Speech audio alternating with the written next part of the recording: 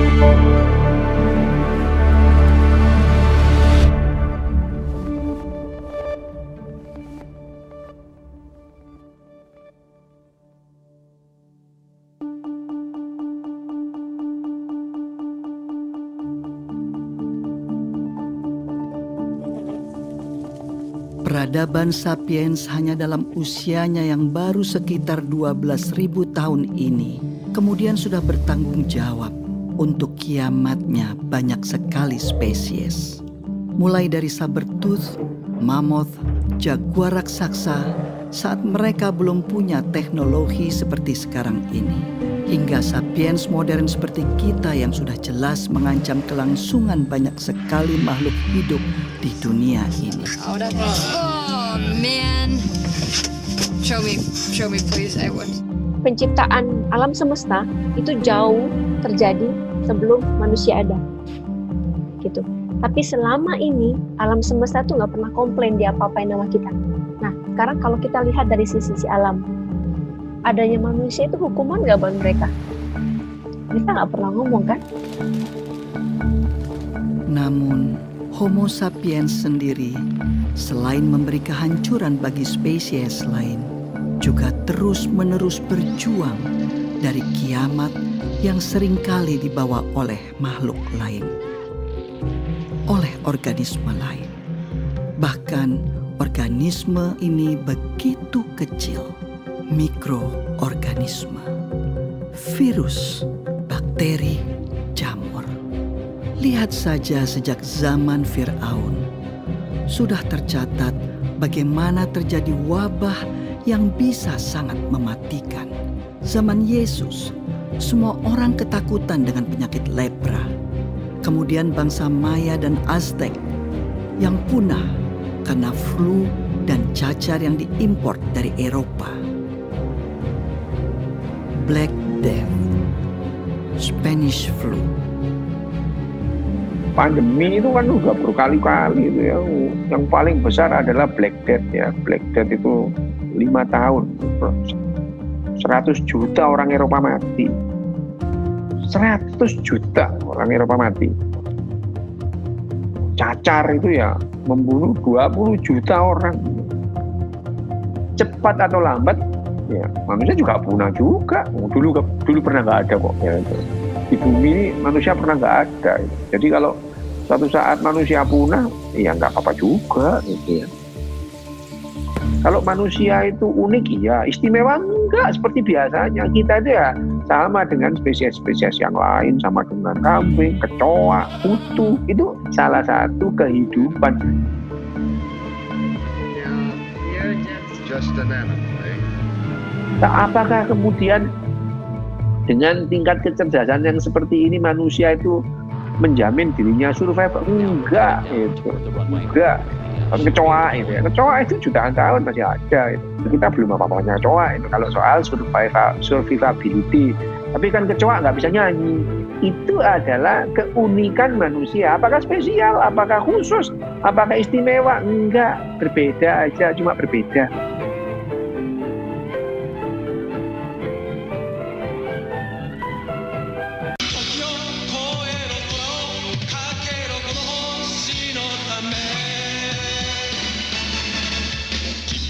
Belum pernah sebelumnya dalam sejarah panjang bumi, nasib semua makhluk hidup di dalamnya ditentukan oleh satu spesies saja. Kita, manusia. Ancaman nuklir, deforestasi, konsumerisme, agrikultur, eksploitasi lahan, eksploitasi hewan, modifikasi genetik, perburuan liar, polusi udara, polusi air, polusi tanah. Hingga sepertinya sudah tidak ada harapan. この地球はゴルゴムのものではない。人類の、いや生きる者すべてのためにこの地球はあるのだ。分かってくれ。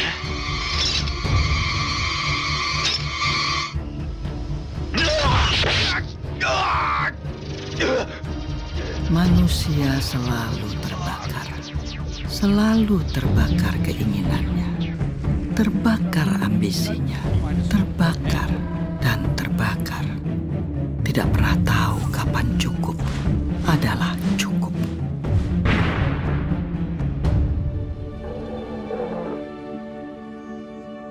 Tidak seperti seekor singa yang memakan satu zebra dan dengan damai membiarkan kawanan zebra lainnya lewat, tanpa panik memikirkan untuk mengisi kulkasnya.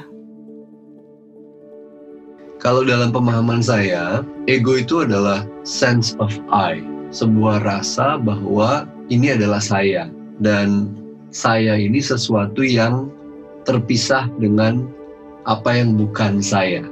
Insting untuk bertahan hidup itu menurut saya sudah ada di dalam organisme terkecil, bahkan makhluk satu sel pun punya insting buat bertahan hidup, apalagi manusia gitu yang terdiri dari 70 triliun sel ini gitu. Maka kita kemudian belajar untuk mengakumulasi aset sebanyak-banyaknya. Aset itu bisa macam-macam, bisa keterampilan, bisa kekuatan, bisa jabatan, bisa harta benda. Karena itu bagian daripada insting buat bertahan hidup yang bilang bahwa karena hidup ini tidak pasti, tidak bisa diramalkan, dan beresiko, maka saya demi bertahan hidup harus mengamankan saya dan semua perpanjangan dari saya, anak cucu maksudnya. Saya nggak peduli dengan yang lain, bisa artinya orang lain, bisa artinya planet bumi ini. Sehingga ketika dia dihadapkan pada dua pilihan, yang satu pilihan yang tidak merusak lingkungan hidup, yang satu pilihan yang merusak lingkungan hidup, basis pemilihannya bukan merusak atau tidak merusak, tapi mana yang akan memaksimalkan potensi saya buat bertahan hidup. Dia tidak melihat lingkungan hidup adalah bagian dari saya. Kita nggak ngeh bahwa tubuh kita ini dibentuk dari apa yang kita makan dari planet ini. udara ini adalah bagian daripada planet ini yang kita hirup. Gitu. Tapi kita nggak lihat bahwa dia terkoneksi dengan kita. Bahkan dia jadi bahan pembentuk dari bagi badan kita. Makanya kita bilangnya saya dan ini lingkungan. Padahal sebenarnya dia sangat terpaut. Secara biologis, secara filosofis, sangat terpaut. Chinese health authorities are still working to identify the virus behind the mysterious pneumonia that had broke out in kasus positif virus corona pertama di Indonesia. Ada 2. Let's take a look at the global pandemic numbers now. There are more than 1.7 million cases of COVID-19 around the world. The U.S. is reporting more than 200,000 deaths. Kalau kita bisa menerima bahwa saya ini nggak superior, saya dan COVID-19 atau siapapun virus yang ada nantinya sebetulnya punya level yang sama. Kita sama-sama ada di alam semesta ini, mau sama-sama hidup kok. Tapi selama ini saya merasa di atas awan. Semua bisa saya lawan. Nah, ketika itu saya tidak bisa lawan, saya resah. Manusia jadi stres karena manusia pinginnya semua serba pasti. Gitu. Kapan ini virusnya selesai? Kapan ini ada vaksinnya? Kapan? Bulan berapa? Tanggal berapa? Tahun berapa? Berapa lama saya di lockdown? Berapa lama saya nggak boleh keluar dari rumah? Ketika kita sekalipun harus mendapatkan kesempatan atas penyakit atau apapun yang mampir di badan kita, perlu kita ketahui bahwa itu akan selesai. Selesainya seperti apa? Tidak ada yang tahu. Oke, kita harus belajar menerima uncertainty, harus belajar menerima ketidakpastian. Akhirnya ada jeda. Untuk dunia berhenti, untuk manusia berhenti dan merenung, melahirkan cinta bagi sesama makhluk hidup yang lain, hewan atau tumbuhan, primata ataupun unggas, kecil atau besar, yang jauh ataupun dekat, yang kelihatan dan tidak kelihatan.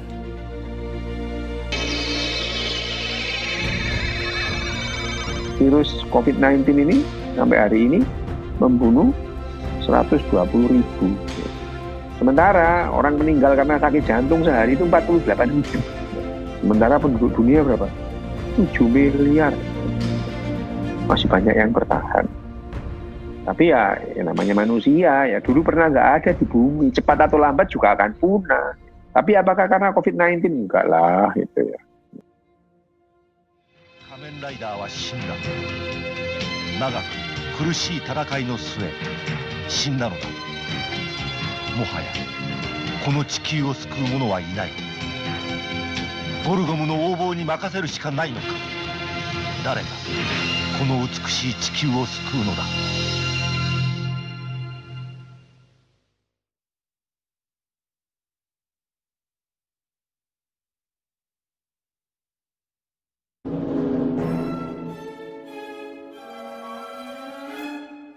Sejak sejarah mulai tercatat, gangguan kesehatan mental manusia selalu lekat dengan misteri dan mitos.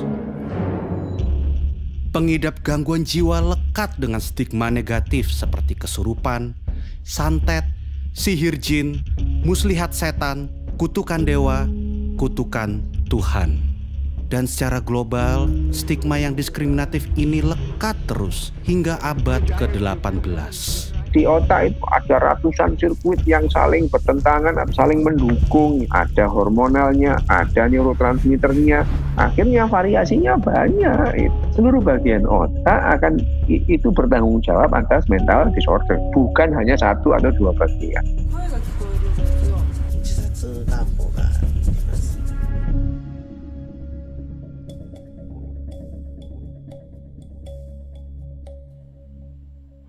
Kesehatan mental adalah faktor pembentuk cara manusia beraktivitas sehari-hari, pembentuk hubungan timbal balik manusia dengan lingkungannya, dengan hewan, tumbuhan, bahkan alam mineral seperti air, udara, dan tanah.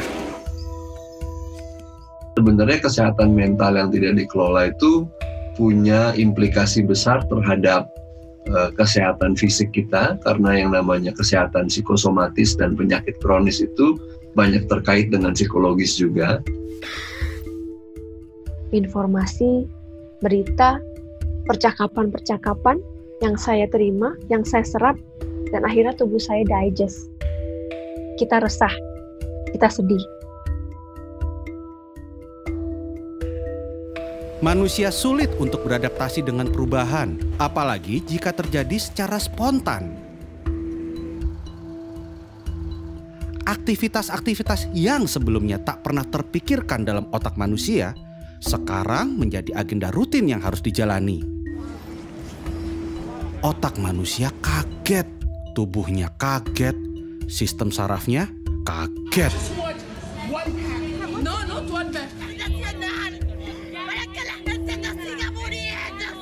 And as their frustration boils over, Committed suicide apparently after becoming. Kebijakan ini ternyata justru berdampak pada peningkatan kasus kekerasan dalam rumah tangga di sejumlah. Kalau kita bicara tentang nerve system, sistem saraf otak kita, ada dua yang penting, simpatik dan parasimpatik. Simpatik ini yang fight or flight, parasimpatik ini yang rest and digest. Simpatik ini tipe-tipe orang yang begitu terima berita, dia stres, dia langsung makan yang lebih banyak, atau dia langsung merasa ada ketakutan yang berlebihan. Di situ hormon stresnya akan naik. Kebalikannya, justru parasimpatik itu adalah proses di mana tubuh kita ada di tahapan healing atau penyembuhan. Ketika kita ada di level parasimpatik, stres hormon kita akan turun. Tekanan darah kita akan turun. Kita akan jauh lebih rileks. Nah, kalau kita pergi ke dokter biasanya, terus kita bilang, Pak dokter saya sakit. Apa yang dokter bilang pertama kali? Istirahat. The ability to accept time as an ally is usually called patience. Psiko artinya mental dan emosi pikiran kita. Kalau dia terganggu akan mempengaruhi neuro, keseimbangan saraf dan otak. Kalau keseimbangan saraf dan otak neuro turun, maka dia akan mengganggu keseimbangan endokrino, yaitu kelenjar dan hormon. Dan kalau kelenjar dan hormon terganggu, maka imuno, daya tahan tubuh akan turun. Jadi kaitan ini memang sudah dianggap sebagai mata rantai. Jadi kalau kesehatan mental kita tidak terjaga, meskipun kita sudah melakukan tindakan lain seperti cuci tangan, physical distancing, dan lain-lain, daya tahan tubuh kita masih bisa turun, dan itu tetap riskan. Semua terangkum dalam pepatah Romawi kuno, mens sana in corpore sano, jiwa yang sehat di dalam tubuh yang kuat. Manusia kemudian belajar banyak hal untuk menyehatkan jiwa mereka. Banyak cara dilakukan manusia untuk menjadi tenang dan senang. Dan inilah salah satu penemuan umat manusia yang paling inovatif. Spiritualisme. Spiritual menjadi jalur evakuasi bagi manusia yang sedang didera oleh rasa cemas dan takut. Memberi pemahaman baru bagi manusia untuk berefleksi, memberi arti dalam hidup, saling berkumpul, dan menguatkan dalam saat-saat yang sulit. Amazing grace. Namun, apa jadinya saat kemudian setiap manusia tidak bisa lagi berkumpul dan berritual? Saat semua harus berdoa di rumah, harus beribadah di rumah, berpuasa di rumah. Allahu Akbar. God is most great. Sudah bertahun-tahun beribadah, ya pengajian, masa berkumpul memenuhi jalan kemana-mana. Ini Allah menghendaki kita beribadah secara khusyuk, secara tenang. Karena mungkin ibadah kita selama ini terlalu hura-hura, terlalu rame-rame, mengedepankan emosi dan massa. Nah, dalam suasana Ramadan kali ini Allah menghendaki kita beribadah dengan khusyuk, beribadah dengan tenang, supaya kita bisa berdialog dengan hati kita yang mungkin selama ini hati kita abaikan, nurani kita pinggirkan, nggak pernah kita ajak bicara. Saat puasa ini Allah menghendaki kita berdialog dengan hati kita peduli dengan nurani kita peduli dengan batin kita. Self awareness itu penting, kesadaran. Sekedar mau forward sesuatu yang ada di WhatsApp group, dipikir kira-kira kalau saya forward ini apa yang terjadi ya, dipikir dulu gitu. Nggak langsung ada berita langsung forward ke grup, ke temannya, membuat kepanikan gitu. Kalau kita mau melakukan sesuatu, stop dulu, dipikir dulu sejenak gitu. Itu aja. Ketika satu orang bisa memiliki satu kesadaran penuh, satu orang itu akan mempengaruhi lebih banyak orang lagi. Itulah kenapa para nabi, para avatar Buddha, Yesus, Nabi Muhammad, dan lain-lain yang ada di sana, ketika bicara pada 10 orang, orang tersebut akan menerima. Sementara kalau ketakutan, ketika dia bicara kepada 10 orang, belum tentu 10-10-nya bisa menerima. Ada sedikit saja orang dengan penuh kesadaran, maka dunia ini akan terbantukan.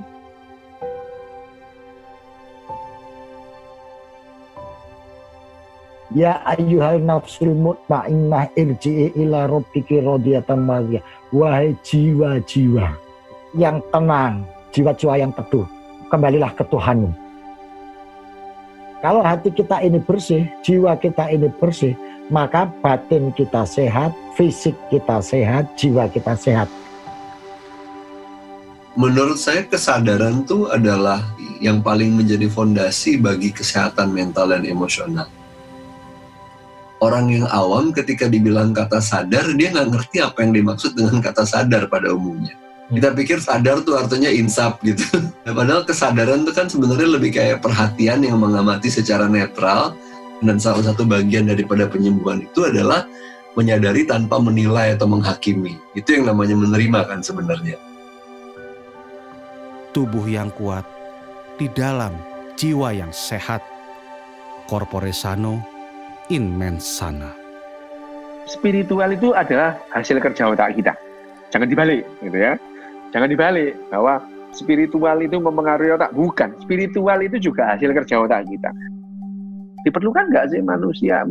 Perlu untuk ketenangan.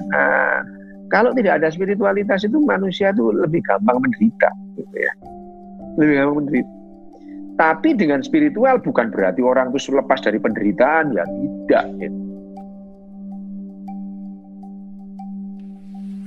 You know the joke of a man hanging onto a cliff? He says, "Please God, save me." And God says, "Have faith and jump."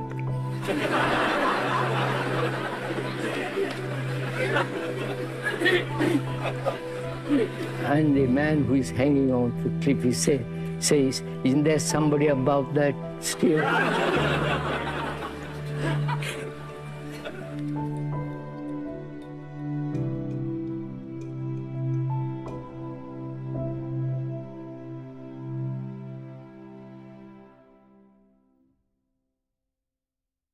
There are only three kingdoms: animal, vegetable, and mineral. Maybe this little thimble belongs to a kingdom all of its own. The fourth kingdom. The kingdom of plastics. Plastics? Banyak alasan mengapa plastik menjadi salah satu bagian yang tidak bisa terpisahkan dari peradaban manusia modern. Murah, tahan lama, dan praktis. We use plastics in every aspect of our lives. Engineering, the home, decoration, medicine, art, and games. Segala macam alasan mendukung terciptanya plastik. Plastics come from many different raw materials. Saat itu, penggunaan kantong kertas dianggap membahayakan lingkungan. Semakin banyak kantong kertas, semakin banyak pohon yang ditebang. The demand for a wood that will not rot, that termites will not eat. Plastik ini adalah benda yang relatif baru ditemukan oleh manusia, kemudian baru dibuat secara masif itu mulai dari tahun 1950-1960. Produksinya kalau kita bandingkan sekarang itu 20 kali lipat lebih kecil. Sekarang itu adalah zaman plastik. Karena apa sih nggak pakai plastik? mulai dari kacamata saya plastik, baju kita kebanyakan plastik, apapun kayaknya itu udah plastik gitu.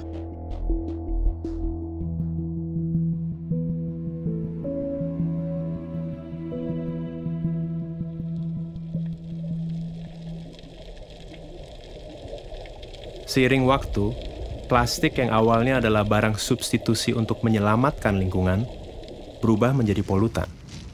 Tentu hal itu terjadi karena penciptanya, kita, manusia.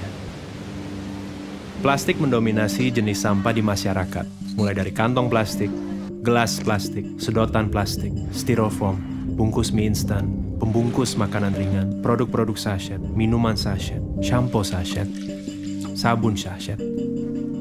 Kita di Indonesia permasalahan paling besarnya mungkin di single use plastik. Alasan dari para industri yang menjual produk-produk dalam sasetan itu adalah karena daya beli masyarakat di Indonesia yang lemah. Karena ketika dijual dalam bentuk langsung 500 gram, mereka nggak sanggup beli. Indonesia ini unik banget, karakter sampahnya ini berbeda satu daerah dengan daerah yang lain. Mayoritas sampah di ibu kota dikirim begitu saja ke TPA gitu, dan setiap 2 hari sampah ibu kota Jakarta itu bisa membangun 1 Candi Borobudur banyaknya. Sifatnya yang sangat sulit terurai, pelan-pelan menjadikan plastik sebagai penghuni tetap bumi. 80% sampah itu berasal dari kegiatan yang ada di darat, 20% berasal dari kegiatan yang ada di laut. Bahkan di Palung Mariana, di sana udah ditemukan sampah plastik. Berarti sampah plastik itu ada di tempat yang banyak orang sampai tidak pernah ada orang masuk ke dalam sana. Plastik yang manusia gunakan untuk membungkus dan memberi umur yang lebih panjang bagi makanan mereka, kemudian menyelinap masuk ke piring mereka. Tanpa sadar, manusia juga menimbun plastik berukuran mikroskopik dalam sistem pencernaannya. Kita baru aware terhadap polusi plastik itu mungkin baru tahun 2000-an lah gitu, di mana laut kita ternyata ada 5 triliun pieces plastik dan kemudian ada lebih dari 250.000 ton plastik gitu di laut, yang kemudian ini akan terakumulasi di biota-biota yang pada akhirnya dikonsumsi oleh manusia. Mikroplastik ini itu udah sampai masuk di plankton-plankton gitu. Zooplankton dimakan oleh ikan yang lebih besar, kemudian ikan yang kecil itu kemudian dimakan sama yang lebih besar lagi, pada akhirnya ditangkap oleh nelayan kita, dan kemudian ada di pasar ikan kita, pada akhirnya ada di meja makan kita gitu, ikan itu gitu. Nah kalau misalnya itu sudah dimakan, itu justru malah lebih bahaya. Ada yang namanya nanoplastik lebih kecil dari 1 mikron, itu bisa langsung masuk ke serap ke saluran darah. Bila itu terjadi, bisa masuk ke saluran sistem saraf pusat, dalam hal ini adalah otak. Manusia mulai sadar, bom waktu bernama plastik sudah berdetak sejak awal diciptakan. Mereka mencari cara untuk menjinakkan bom waktu ini, atau setidaknya melambatkan waktu. Yang justru harus kita lakukan adalah kita mencari bahan pengganti yang kuatnya sama seperti plastik, yang fleksibelnya sama kayak seperti plastik, tetapi dia ramah lingkungan. Dari 7 spesies plastik yang hanya bisa di-recycle tuh hanya 2. Nah, ketika itu kotor, jorok, 1 kontainer yang ternyata tercemar oleh bahan yang tidak bisa di-recycle, akhirnya nggak bisa di-recycle gitu. Ends up-nya di penimbunan gitu, pembuangan sampah, karena nggak bisa di-recycle. Atau kemudian karena nggak bisa di-recycle, yaudah gue bakar aja insenerator.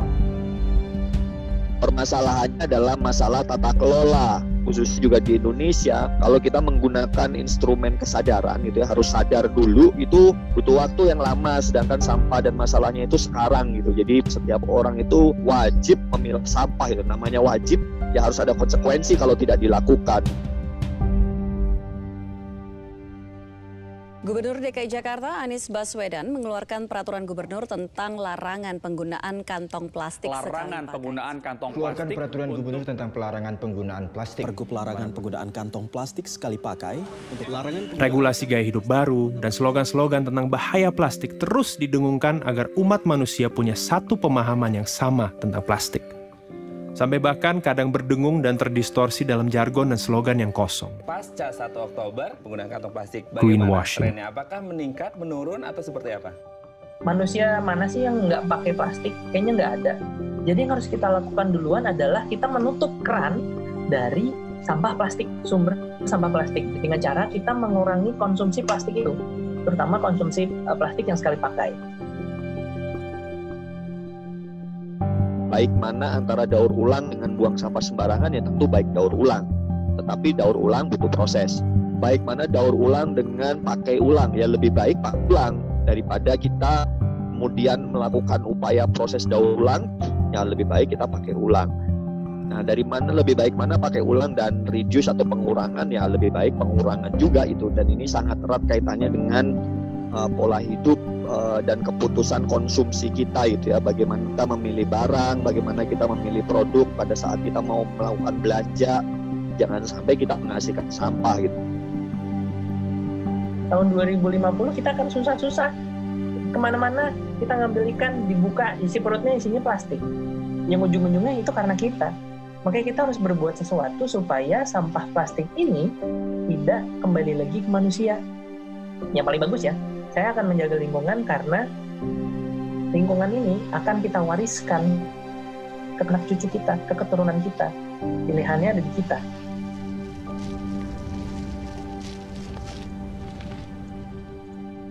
Ke informasi selanjutnya, wabah virus corona mulai berbagai virus corona berdampak positif terpapar corona. Social distancing. Social distancing pickup impact of social distancing. Sampai dengan film ini dirilis, kita sedang terancam oleh pandemi COVID-19.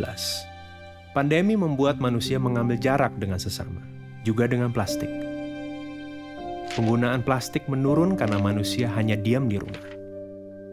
Di Jakarta, terjadi penurunan jumlah sampah hingga mencapai 620 ton per hari.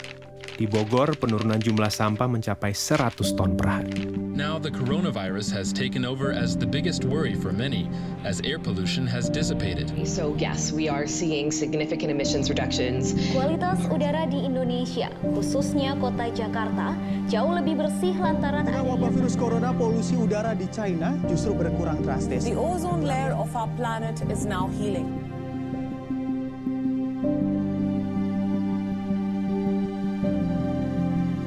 Namun bagaimana setelah pandemi ini usai? Nah, kalau saya berpikir, nanti kalau saya sudah mati, kemudian nanti ditanya malaikat, kamu dulu ngebuang sampah berapa banyak nih? Ini akibatnya loh, nanti jangan-jangan dikasih lihat, oh ini sampah yang sudah saya buang sembarangan ke sungai, nanti dimakan sama ikan ini. Waduh, kayaknya dosa saya banyak nih.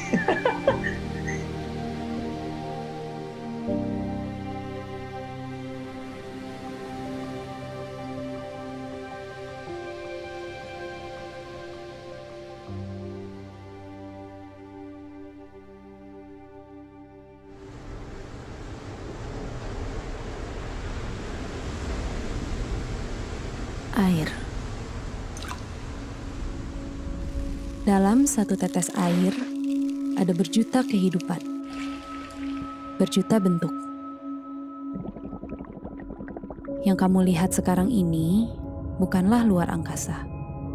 Ini adalah sebuah galaksi tersendiri, semesta tersendiri, dalam setetes air. Pencarian tanda kehidupan di ujung semesta selalu berasal dari pencarian akan air. Liquid water has been found on Mars. Scientists have suspected that frozen water could survive in permanently shadowed craters. NASA's Hubble Space Telescope has directly imaged what may be plumes of water vapor on Jupiter's icy moon Europa.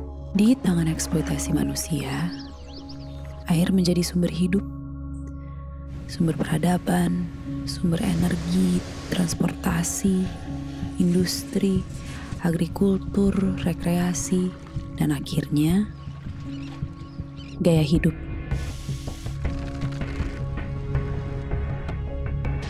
Melihat yang baru, kemudian dengan teknik fotografi secara visual menarik gitu ya. Wah, pengen juga ya. Hari ini dia menjadi tren, minggu depan dia sudah tidak bisa dipakai lagi.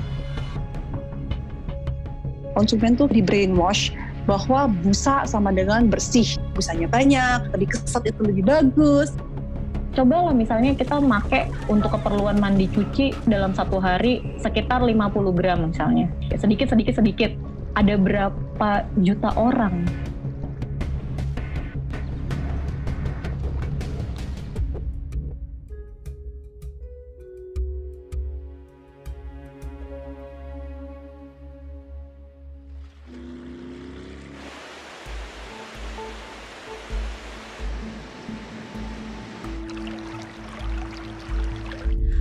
Air yang kita anggap akan dan selalu ada, bukanlah sesuatu yang selalu ada dan berasal dari bumi. Air berasal dari luar planet ini. Dari meteor-meteor yang dinamakan carbonaceous chondrite yang kaya akan H2O dan karbon.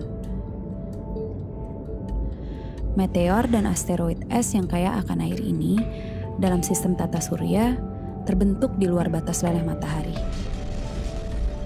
Dan selama proses penciptaan bumi, terus datang dan bertabrak-tabrakan dengan bumi. Jika kita perhatikan baik-baik, laut, atmosfer, dan segala yang ada di lapisan terluar bumi ini sangat tipis dibandingkan dengan mantel dan inti bumi. Jumlah air sangat sedikit dan terbatas, terutama jumlah air tawar dan air bersih. Bayangkan, hadiah yang sangat langka dari semesta untuk bumi ini. Hadiah berupa air, berupa kehidupan.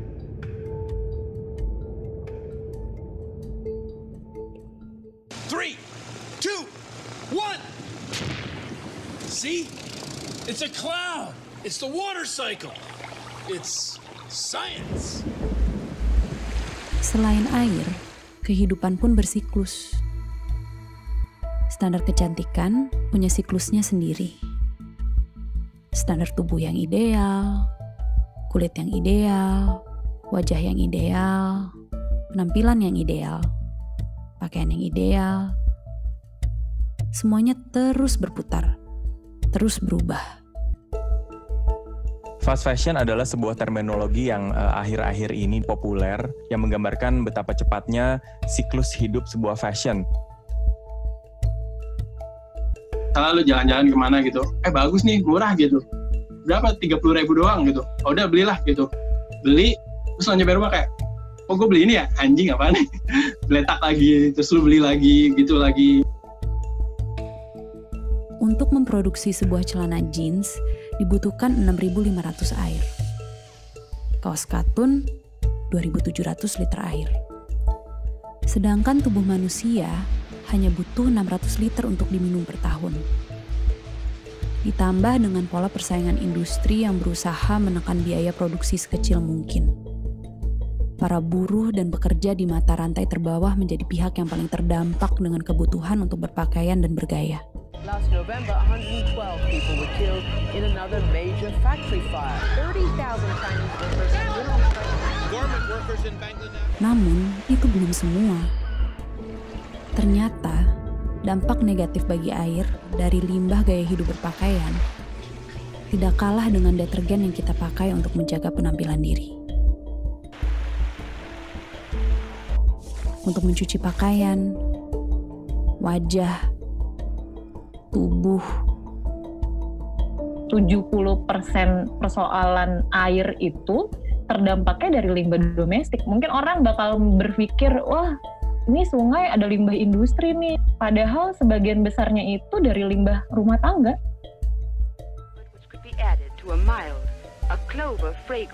SLS adalah bahan kimia yang wajar ditemukan di dalam kandungan produk-produk pembersih dan kecantikan. Beberapa penelitian mengaitkan kandungan ini dengan resiko kanker, iritasi kulit, dan pencemaran lingkungan.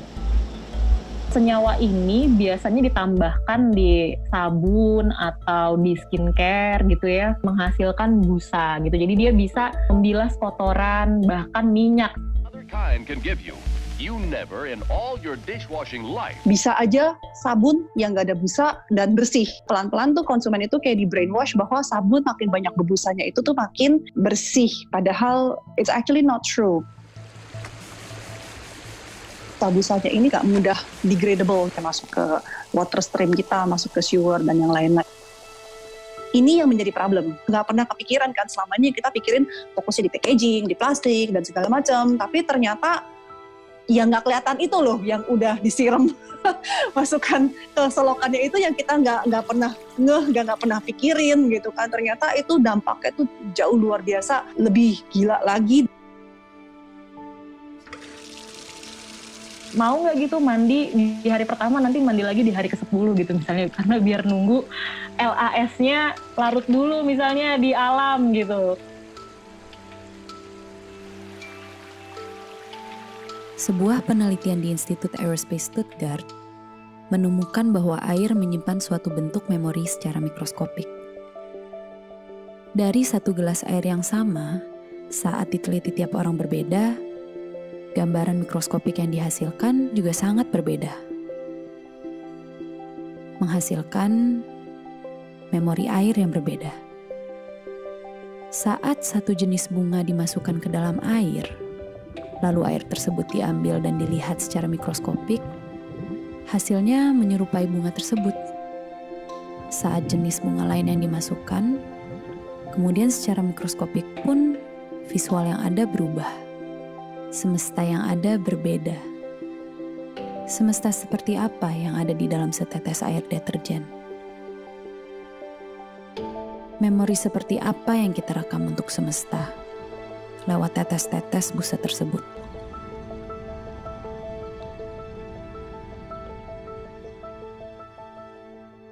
So we pour our waste chemicals and detergents into our rivers.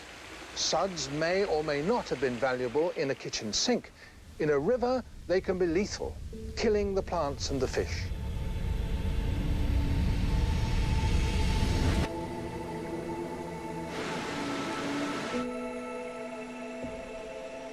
Mencintai udara, mencintai air, mencintai bumi dan segala isinya bukan sesuatu yang baru.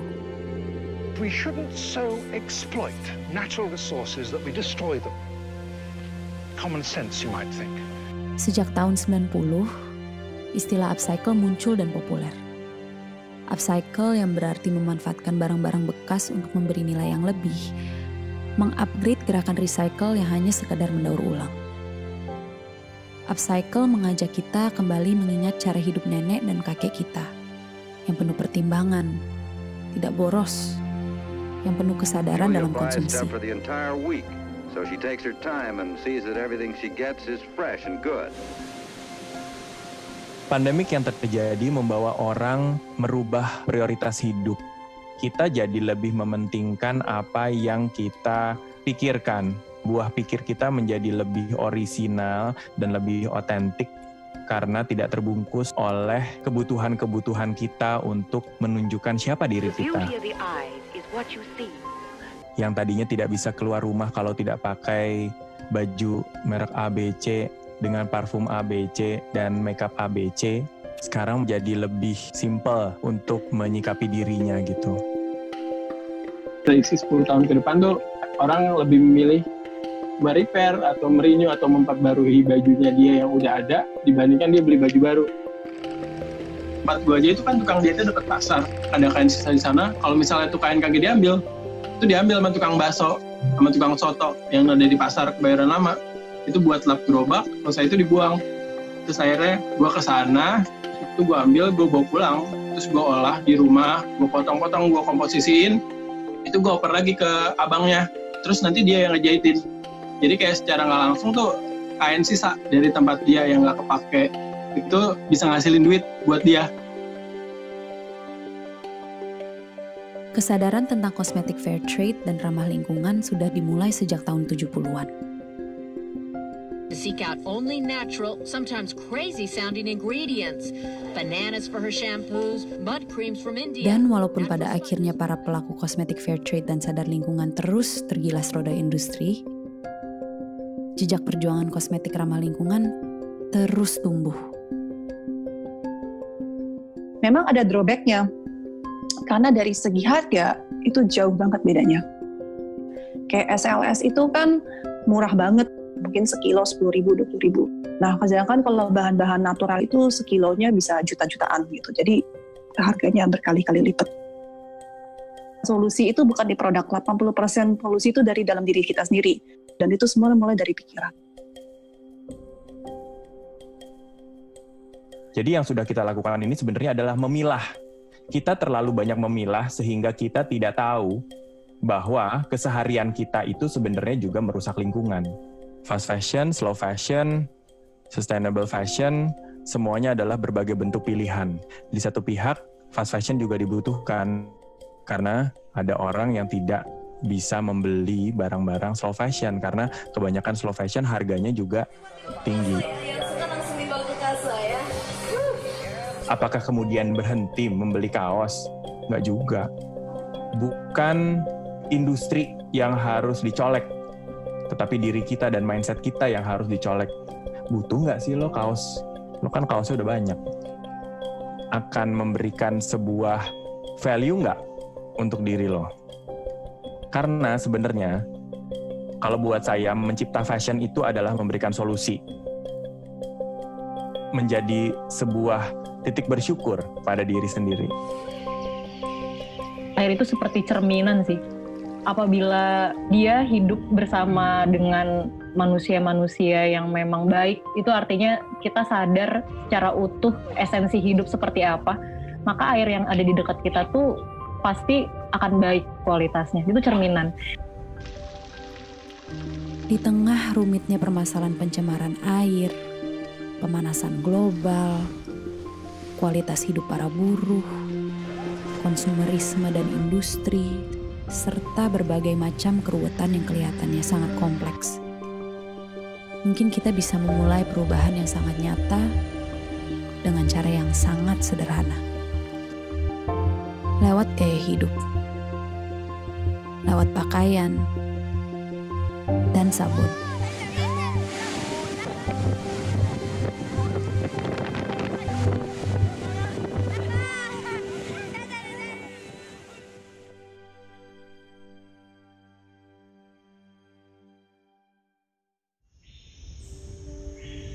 Mereka kan politeis ya, kalau orang rimba tuh percaya banyak dewa. Cuman dalam agama mereka tuh berpikirnya Tuhan ya atau dewa itu maha menghukum, bukan maha pengampun. Makanya orang kota jadi suka berbuat dosa karena diampunin terus. Terus Tuhan maha penyayang. Enggak, kalau di rimba Tuhan tuh maha penghukum, Tuhan suka mengirim penyakit gitu. Menurut mereka Tuhan kita nggak keren, makanya akhirnya orang-orangnya juga jadi pada jahat-jahat.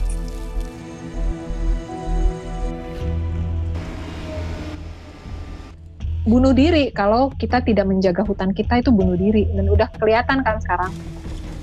Pendidikan di sekolah sekarang ini nggak memberikan awareness ke kita bahwa kita ini benar-benar ada di ujung tanduk gitu loh. Kita ini sebenarnya lagi menghadapi kepunahan massal gitu loh. Sekolah dan sistem pendidikan di Indonesia nggak memberikan awareness tentang itu.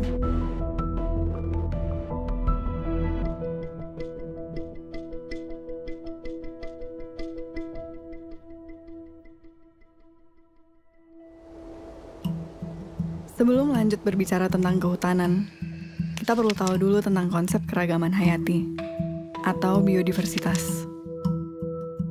Arti biodiversitas adalah keragaman berbagai jenis kehidupan yang ada di bumi. Bagi kita semua yang tinggal di kota dan jauh dengan hutan, kehidupan alam liar mungkin hanya bisa kita lihat di televisi.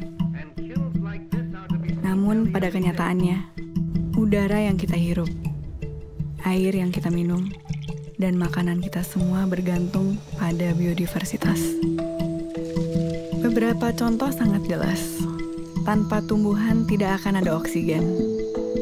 Tanpa lebah tidak akan ada proses pembuahan. Hutan adalah rumah bagi biodiversitas di bumi. Kalau bahasa klise kan selalu dibilang hutan itu paru-paru bumi tuh. Aku melihatnya sih bukan sekedar hutan. Kalau kita menyia-nyiakan pengetahuan manusia yang paham tentang hutan, yaitu orang rimba, masyarakat-masyarakat yang tinggal di hutan, kita semua yang akan rugi gitu. Di bumi sudah ditemukan 1,7 juta spesies makhluk hidup dan diperkirakan ada 9 juta spesies yang belum ditemukan dan tercatat.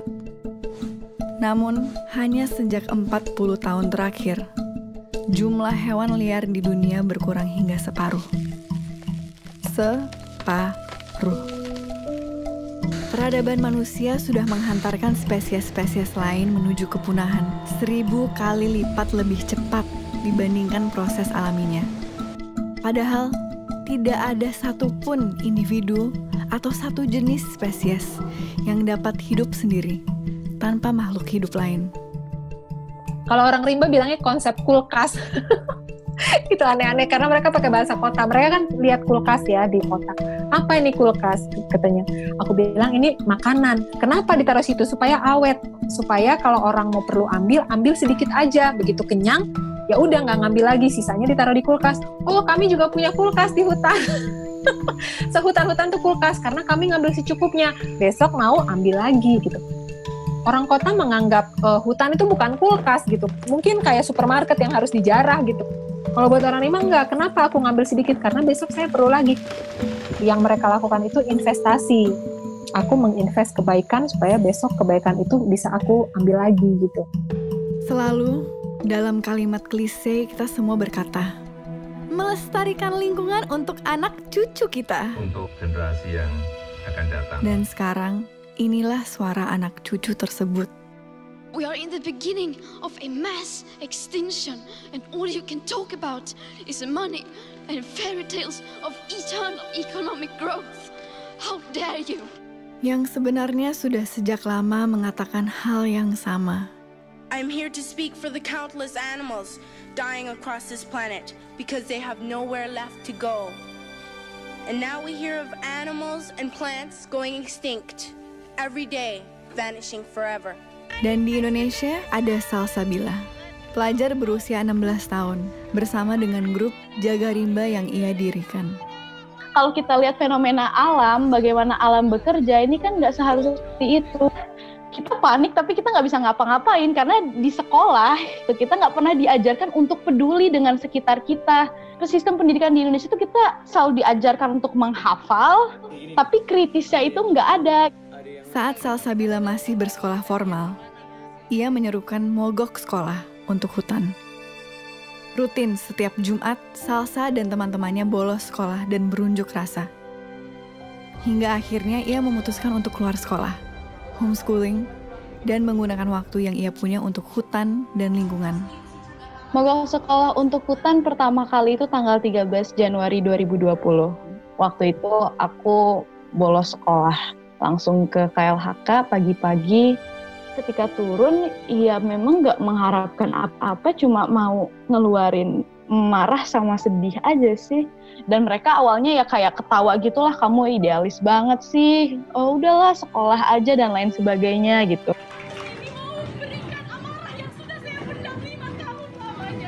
Sebetulnya kalau mau ke sekolah itu konsepnya Greta itu ya. Saking keselnya dia terhadap situasi yang ini kok hanya ngomong aja ini para pakar dan semua ini ya. Nah, tapi kalau di Indonesia itu tidak perlu dilakukan, justru minta waktu kepada sekolah untuk menyampaikan pesan-pesan mereka, tidak justru meninggalkan sekolah.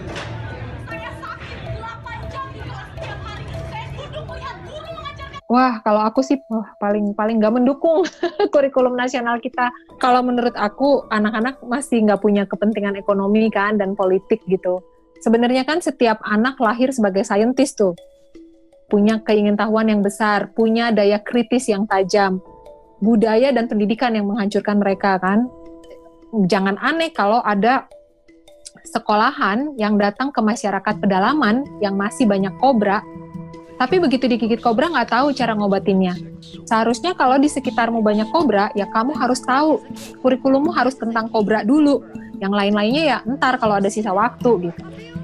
Nah itu aku betul-betul menyalahkan kurikulum nasional yang sudah banyak menghilangkan semua pengetahuan hebat nenek moyang kita.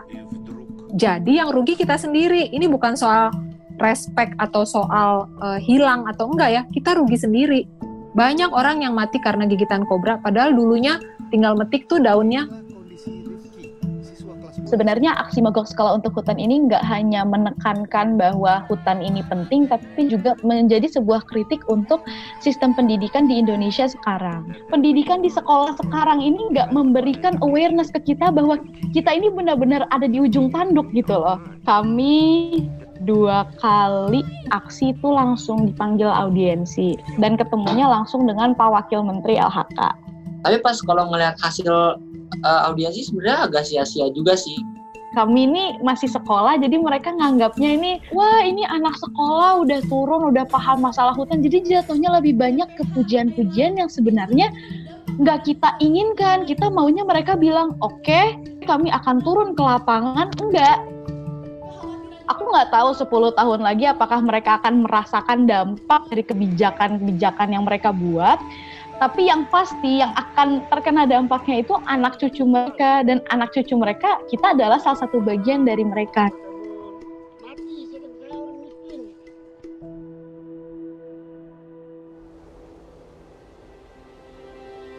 Hutan yang damai juga rupanya menyimpan koneksi yang kuat dengan patogen. Kebanyakan patogen tidak berbahaya bagi penghuni hutan, karena mereka telah melalui proses evolusi bersama di hutan. Namun, kemudian menjadi sangat berbahaya saat bertemu dengan manusia kota. HIV, Zika, malaria, Ebola, Nipah, semuanya berasal dari daerah perbatasan hutan yang digunduli. Kalau biodiversity tadi terdisrupted, yaitu virus-virus akan keluar dari hotspot rumahnya masing-masing. Konsep keramat hutan secara ilmiah erat dengan bahaya patogen yang tidak dikenal tubuh manusia. Pilek gitu kan, kita batuk, kita masih bisa tetap jalan. Orang memang nggak kena pilek langsung tumbang. Jadi secara genetik nggak terbiasa. Gitu.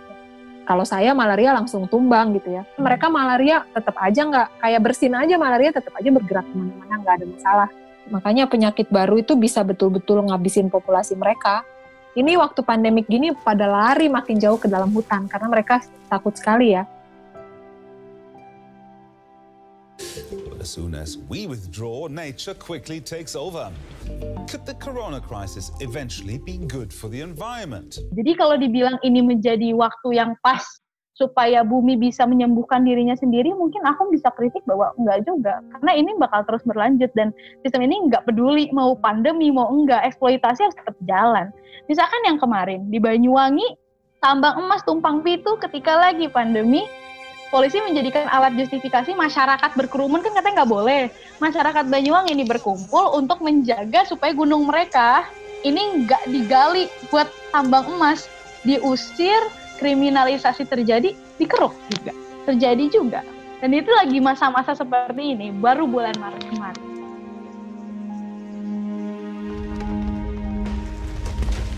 Rusaknya biodiversitas juga berpengaruh langsung pada perubahan iklim dan global warming. Dan permasalahan biodiversitas ini lebih gawat, karena saat suatu spesies punah, tidak ada jalan untuk mengembalikannya. Namun, kita semua bisa berperan langsung untuk mencegah hal itu. Pengundulan hutan selalu dilakukan dengan alasan agrikultur, membuka lahan peternakan, terutama sapi, minyak sawit, industri kayu, pertambangan, batu bara. Ini adalah produk-produk yang kita konsumsi setiap hari, non-stop. Minyak sawit ada di hampir semua makanan, mulai dari minyak goreng hingga coklat, bahkan dalam sampo dan sabun. Hewan ternak membutuhkan konsumsi pakan ternak yang dihasilkan dari proses agrikultur yang masif. Kayu menjadi kertas, furnitur. Batu bara menjadi listrik yang setiap menit kita konsumsi dengan rakusnya. Dalam semua komponen smartphone dan benda elektronik yang kamu pakai untuk menonton film ini, ada jejak industri pertambangan di sana. Dengan memilih dan mengkonsumsi produk makanan, sabun, dan sampo alternatif, hemat dalam menggunakan kertas, mengurangi konsumsi daging, hemat listrik, efektif memakai gadget, buka wawasan, tonton film dokumenter tentang lingkungan, bahkan sesederhana mengurangi makan gorengan, sudah merupakan kontribusi nyata dalam mencegah pengundulan hutan. Secara langsung, kita menyetop kepunahan massal hanya dengan merubah pola pikir kita. Jadi jangan lo ngerasa lo pinter, karena sebenarnya bagaimana orang rimba melihat kamu harusnya malu loh dengan cara hidup kamu yang seperti itu. Berpikirnya terbalik gitu. Lalu orang seperti ini dari Jakarta datang ke saya di Rimba, mengajari saya cara hidup yang lebih baik gitu ya, bilang saya bodoh, sok-sok ngajarin saya apa yang mau saya contoh gitu. Di mananya saya bisa kagum sama kalian kalau kalian cara hidupnya begitu.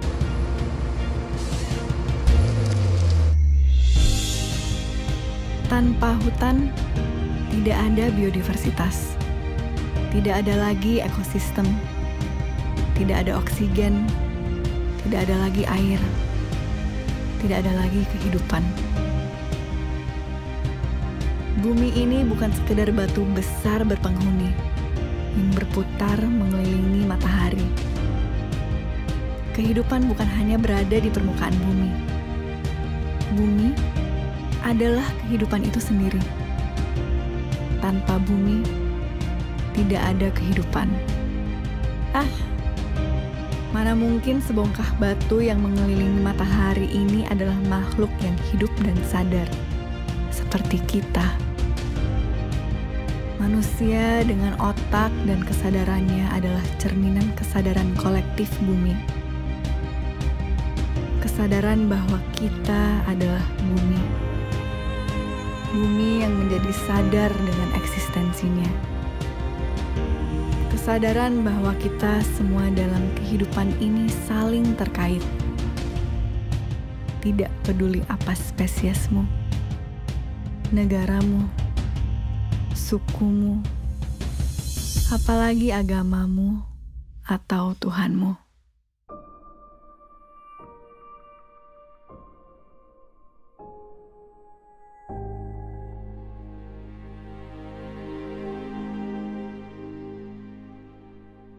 You know, I didn't know that we were actually like rich until maybe I was in my mid-20s. Sometimes they just think about buying like a house and they just sign a check and they buy it, you know, or they want to buy a car and they pay in cash, you know. I didn't understand what leasing was until I was in university. If you told me that it's not fun to be in a private jet, I'd be lying. Like if someone asked you, hey man, you want to fly my private jet? I'm like, sure dude, why not? I also thought like, it's like, why is it that they have like a 7 Series BMW and a 5 Series and a 3 Series? Like, why don't you just buy the best, you know? It's like, why bother with something cheap? That took a while for me to understand, to be honest with you.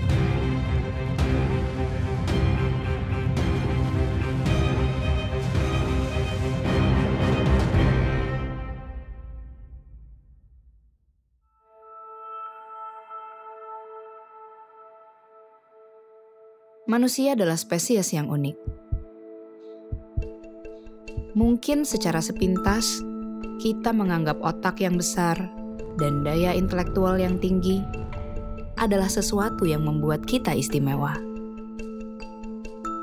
Namun, keunikan manusia yang paling utama adalah kemampuan kita sebagai spesies untuk membangun sebuah kesadaran kolektif, untuk membangun sistem. Mulai dari sistem suku, agama, birokrasi, kerajaan, kapitalisme, demokrasi, pasar saham, bahkan media sosial. Sistem diciptakan secara kolektif. Namun ironis, dalam sebuah sistem selalu akan ada mereka yang berada di atas dan mereka yang berada di bawah. Ada yang kaya, ada yang miskin. Ada yang populer, banyak yang tidak. Dan semua manusia yang berada dalam sistem tersebut akan selalu menjadi bagian dari perlombaan untuk mencapai puncak. Menjadi yang paling berkuasa, menjadi yang paling kaya, menjadi yang paling populer, dan berharap menemukan bahagia di sana. Kalimat klise, uang tidak membawa kebahagiaan, terdengar sangat naif. I went to Stanford and I grew up in a lot of very good schools in San Francisco. But when I went back to Indonesia and I want to understand people, just the way that you want to interview me in Indonesian and I can't. I probably lived about 20 years of my life in the family business, just basically being a puppet of my parents. And a lot of people probably look at me and say like, hey, I'm really lucky, you know, I'm born into a rich family. I could have whatever I want, you know, and my family is very influential, so I should have it good. Like all the doors should be open to me. I should be happy, I should be lucky. The part that really made me feel sad was I wasn't happy. And like, you know, and I can't talk to anybody about it, because if I talk to anybody, they say, hey, you should be happy, because look at you compared to everyone else. One of the things that's hard about being in a family that has, you know, a lot of status and power is that you can't really talk to anybody, because you're told that you have to be careful, you can't. It's lonely, actually, being in this position. And as I talk to other peers in different families, you know, of similar background, I know many who feel the same way. It's a common thing. It's not just something to do with me. And my parents worked really late hours, and so I was often in the office until 2 o'clock, 3 o'clock, 4 o'clock in the morning, sometimes 5 o'clock in the morning. Nothing I did felt was right in front of their eyes. You know, I started having lots of personal problems, and my health was failing. My doctor said, like, I had a liver problem. They said that if I continued that way, I'm going to get cirrhosis and get cancer. And so that was a really, really low point in my life.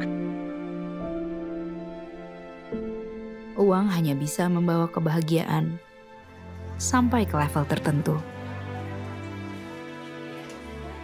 Korelasi tingkat kebahagiaan berpengaruh erat dengan uang, karena akan sulit untuk hidup bahagia saat kebutuhan dasar, pendidikan, kesehatan, dan rasa aman belum terpenuhi. Sejak 2016, istilah negara maju dan negara berkembang sudah tidak lagi digunakan oleh PBB. Hans Rosling, seorang ahli statistik dari Swedia, membagi negara-negara dunia menjadi 4 level berdasarkan rata-rata penghasilan di negara tersebut. Di negara level 1, sumber air berasal dari sumur. Makanan hanya satu jenis tanpa variasi. Tidur beralas tikar. Alat transportasi adalah kaki. Di negara level 2, mulai ada variasi makanan. Mereka bersepeda dan tidur di atas kasur. Di negara level 3, pilihan makanan semakin variatif.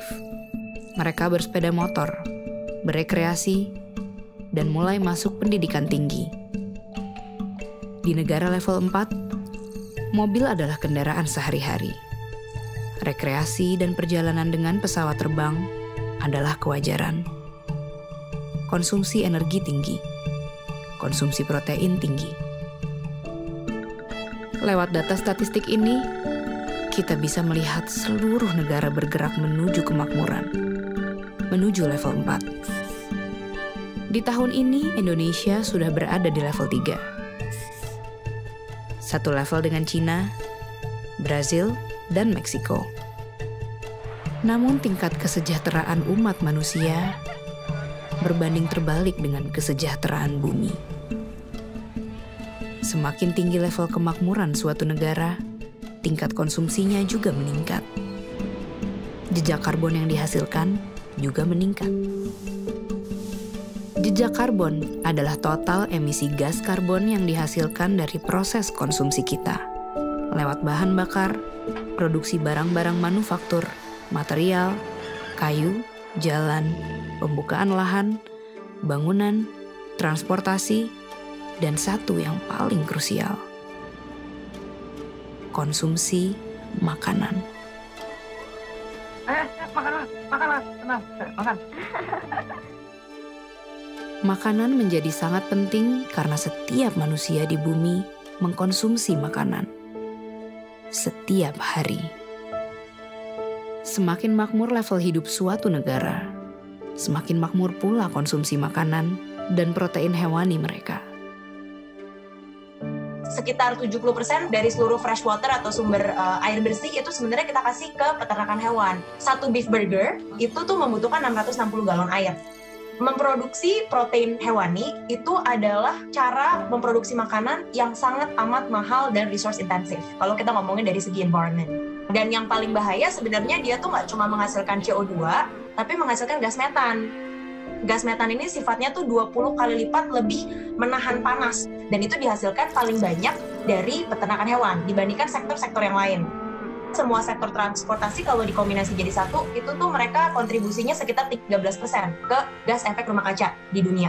Sedangkan 18% yang lebih besar itu datang dari peternakan hewan.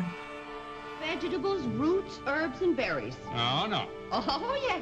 Look, Blanche, I'm a big man. There's a lot of me to feed. Here, I can't live on this stuff. Oh, no? What about an elephant? Now you're talking. I'll have mine medium rare.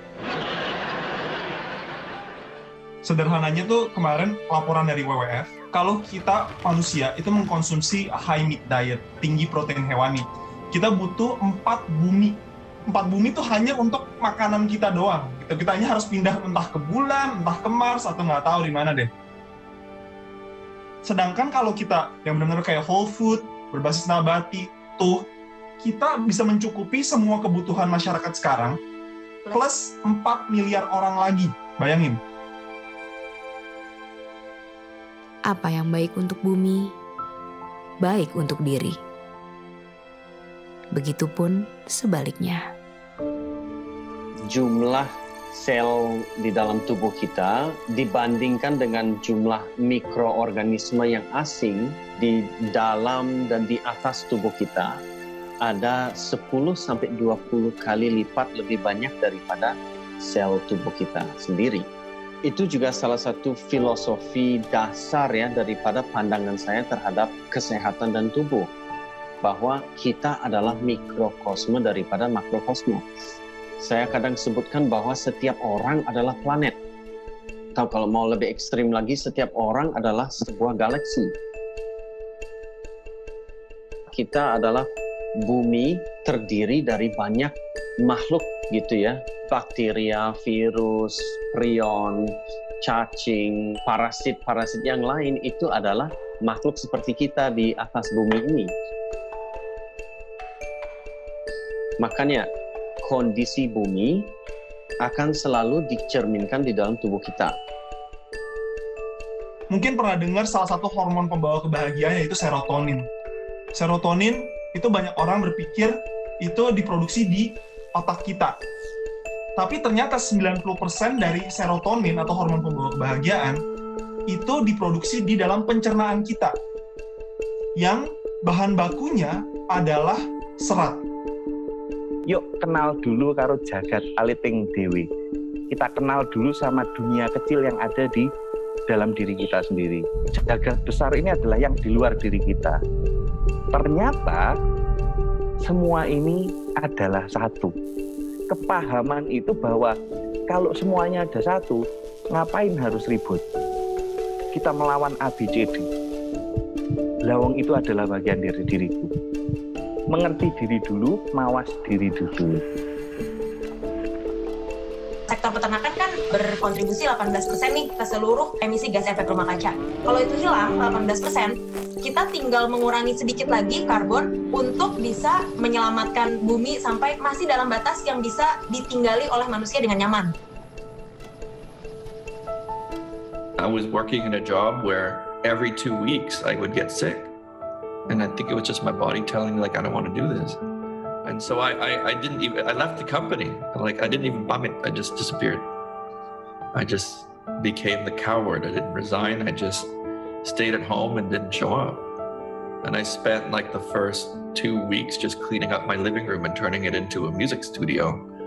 And my hope was that some people would come in and benefit from using the equipment. And I wanted just to be nice to people because I was sick of being told to be tough. And I was never good at being tough. And I wanted to do it in music. And that was really the only thing that I knew I wanted to do. And I knew that music makes me happy. That was the first time like in my life that I really didn't know what was going to happen next. That was the beginning of when I got better. Yang namanya vegetarian tuh jauh banget dari pikiranku ya. Aku suka banget daging, aku suka banget barbecue, aku suka banget ayam dan lain-lain gitu ya. Pertama kali going vegetarian, banyak orang menganggap kita nggak normal gitu kan. Bahkan keluarga masih mencoba mengkonvert kita menjadi tidak vegetarian gitu. Kita selalu mikir kalau kita mau ngambil keputusan atau pilihan hidup, entah itu pola makan, pola hidup, itu semuanya harus sesuai dengan kata hati. Dan kalau kita in tune sama kata hati kita akan jadi questioning a lot of things yang dianggap normal sebenarnya.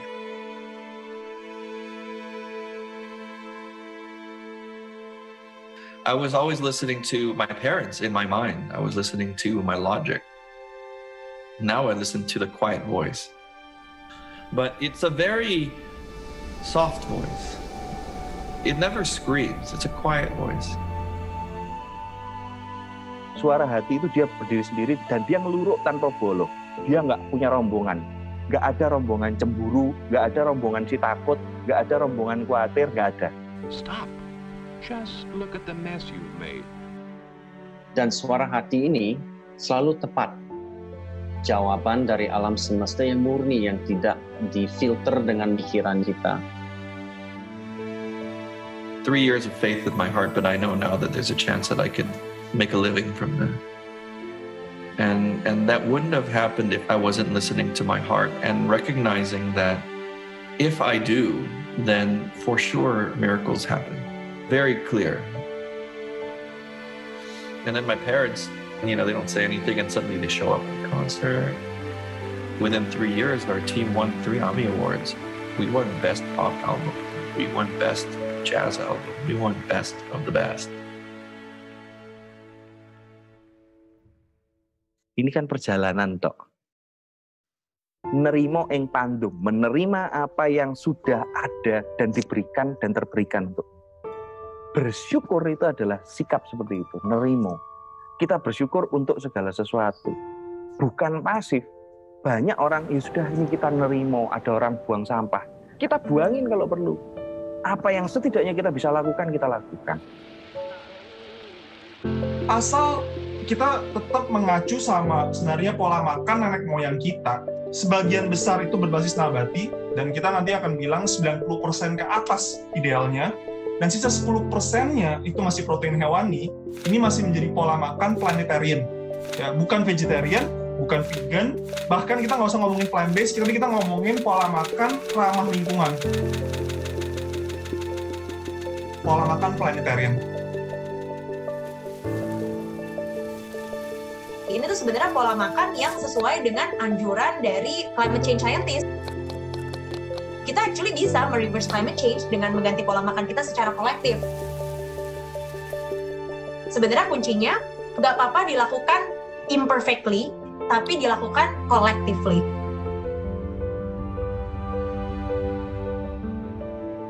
COVID-19 sering dianggap sebagai waktu bumi untuk beristirahat. Tidak salah sih. Namun jika diartikan begitu, nanti setelah bumi istirahat sebentar, lalu kita akan balik lagi untuk rakus dan mengeksploitasi bumi lagi. Hakikat sesungguhnya dari pandemi ini adalah bukti dan pengingat bagi kita semua bahwa energi kolektif itu benar-benar ada. Lewat setitik virus yang sangat kecil, kekacauan global bisa terjadi. Lewat setitik perbuatan kita, baik yang dilakukan dengan penuh kesadaran, maupun yang teledor, sekecil apapun itu, akan punya efek bola salju yang sangat nyata bagi semesta ini. Saat semua orang berhenti dan diam, mendengar suara hati masing-masing, dan kemudian dengan penuh kesadaran bertindak, kita benar-benar bisa memulihkan bumi ini. Kesembuhan bumi itu benar-benar nyata kalau setiap orang mau untuk ikut ambil bagian. di semua bidang kehidupan setiap hari. Kita hanyalah setetes air di samudera, hanya setitik debu kosmik.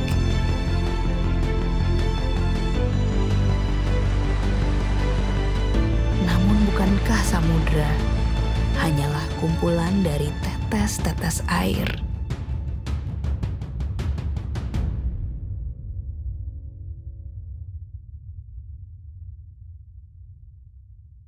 Ibu bumi, Bapa angkasa, mangku bumi, mangku angkasa, ingsun ngadeg setengahing jagat, manunggaling kawula Gusti.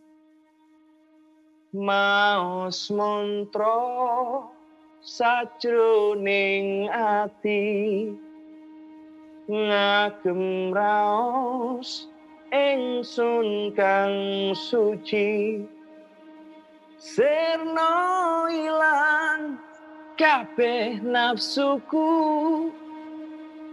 manembahku Ibu bumi. Tetep tatap semangat juangku, ladu murup ing jero dodoku, walang sasih dadi kemoku, puswa mataya langgeng gesangmu. Ingsun ngadeg setengahing jagat, manunggaling kawula Gusti.